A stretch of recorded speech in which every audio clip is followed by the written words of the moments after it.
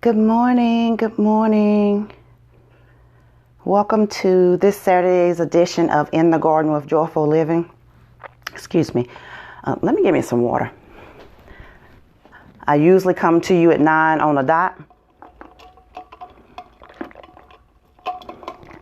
However, I have to be at my workout session at 10, and the facility I need to go to is a little bit further away this morning, so I need to leave early.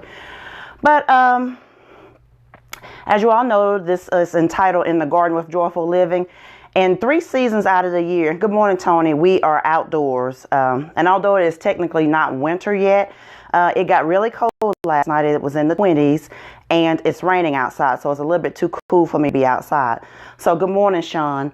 So in the garden with Joyful Living during the cold winter months, it's going to be indoors. So this morning, I'm actually going to show you my setup that I did my Christmas decorating yesterday, and then we're going to go into practicing gratitude.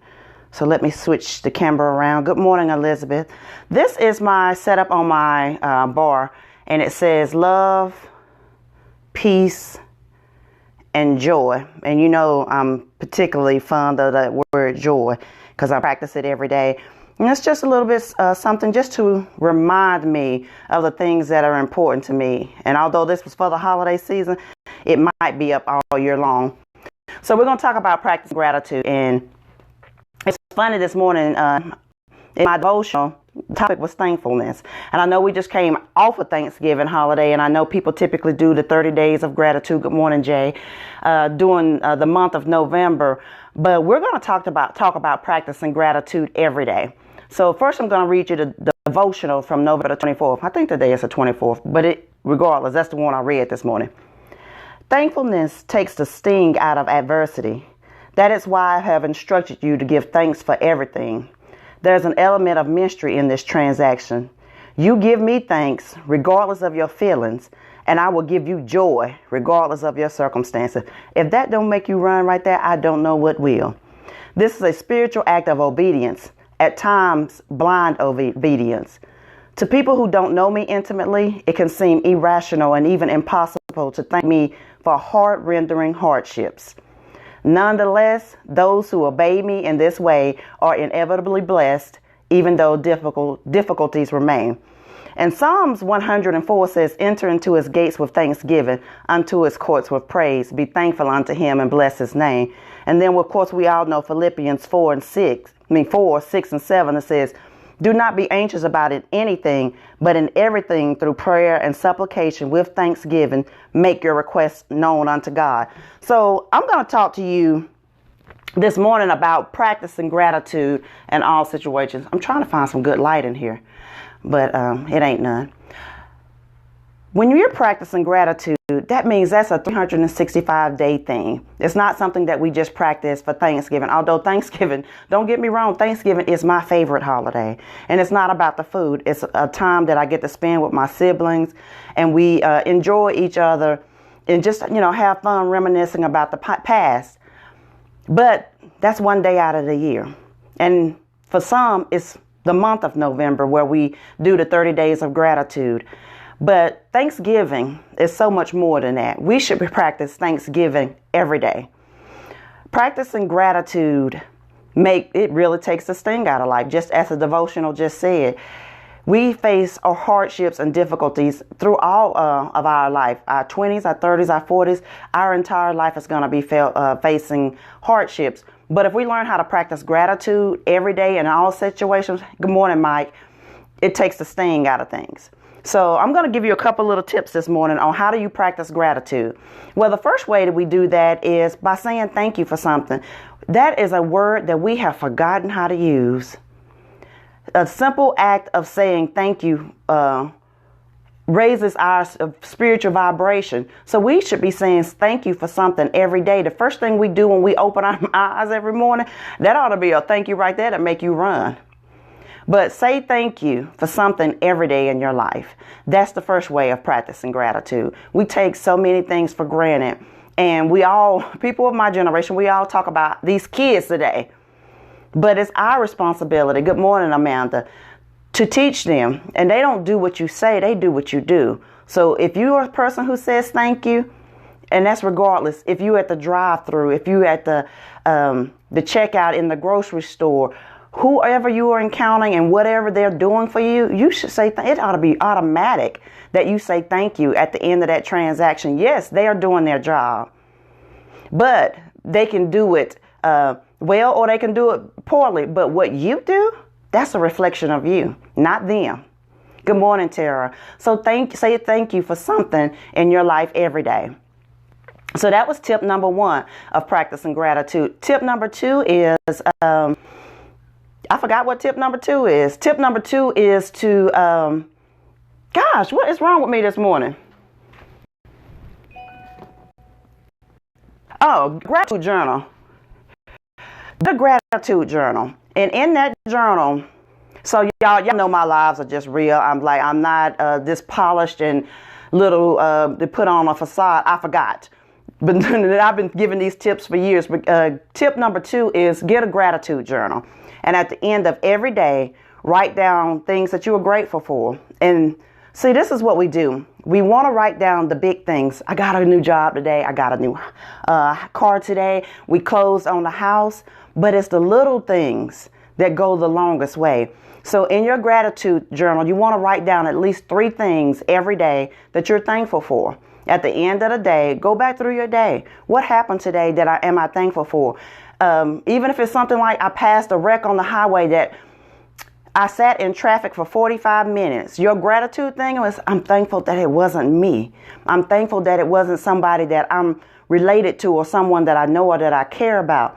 Even though it took 45 minutes out of your day, it's still something that you can be thankful for in that situation. Because we've all passed wrecks on the highway and be like, my Lord. But say thank you for the big things and the little things. If somebody gave you a piece of candy at work today and you're like, oh, it made you smile momentarily. Practice gratitude with the little things and the big things. Because it's the little things over time that are going to change your perception. So then, so that was tip number 2, starting your gratitude journal. At the end of the day, write down 3 things every day that you are grateful for. Now, you can do this for as long as you want. I don't actually write it in a journal anymore because I've been doing this for years. Good morning, Letitia. Good morning, Key. Good morning, Carla. But keep that journal. And when you're having a bad day, get your journal out and read through it and see, doesn't it change how you're feeling? And the third way that you can practice gratitude is practicing random acts of kindness. If you are feeling bad, the surefire way to make you feel better is to do something kind for somebody else.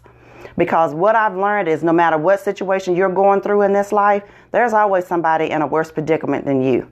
I remember years ago, I used to go to a gym, and there was a grocery store that I used to go to right beside of it to get something to drink afterwards. And there was this little lady. She reminded me of a lady that I went to church with at home. And we just talked. We talked every time. And I noticed for weeks and weeks and weeks she wasn't there.